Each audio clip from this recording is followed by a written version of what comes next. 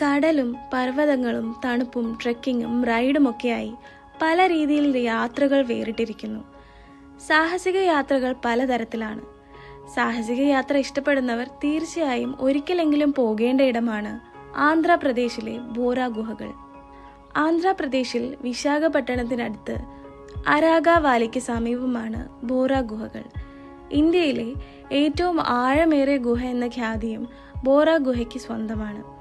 705 metre ഉയരത്തിൽ സ്ഥിതി ചെയ്യുന്ന ഈ ഗുഹ 2 കിലോമീറ്ററിലധികം വ്യാപിച്ചു കിടക്കുന്ന രാജ്യത്തെ ഏറ്റവും വലിയ ഗുഹകളിലൊന്നാണ്. ഗുഹയുടെ നീളം 2 കിലോമീറ്റർ ആണെങ്കിൽ പോലും അതിൽ 350 മീറ്റർ മാത്രമേ സഞ്ചാരികൾക്ക് സന്ദർശിക്കുവാൻ സാധിക്കുകയുള്ളൂ. ഗുഹാമുഖത്തിന് മാത്രം 100 മീറ്റർ വിസ്തീർണമുണ്ട്. സ്റ്റാലക്ടൈറ്റ് ആൻഡ് സ്റ്റാലഗ്മൈറ്റ് എന്നിങ്ങനെ 2 തരത്തിലുള്ള പാറകളാണ് ഗുഹയ്ക്കുള്ളിലുള്ളത്. ഈ 2 തരത്തിലുള്ള പാറകളും ചേർന്ന് വ്യത്യസ്ത രൂപങ്ങളാണ് ഈ ഗുഹയ്ക്ക് ഒരുക്കിയിരിക്കുന്നത്. ഹൈന്ദവ വിശ്വാസികളെ സംബന്ധിച്ചിടത്തോളം വിശ്വാസങ്ങളാൽ നിറഞ്ഞൊരിടമാണിവിടം. ചുണ്ണാമ്പ് കല്ലുകൾ കൊണ്ട് നിറഞ്ഞ ഗുഹയ്ക്കുള്ളിൽ ഹൈന്ദവ ദേവതകളോട് സാമ്യം തോന്നിക്കുന്ന ശിലകൾ നിരവധിയാണ്.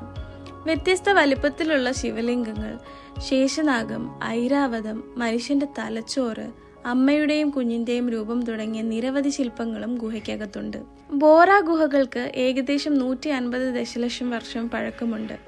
ജോഗ്രഫിക്കൽ സർവേ ഓഫ് ഇന്ത്യയിലുണ്ടായിരുന്ന വില്യം കിങ് ആണ് 1807 ഗുഹ കണ്ടെത്തുന്നത്.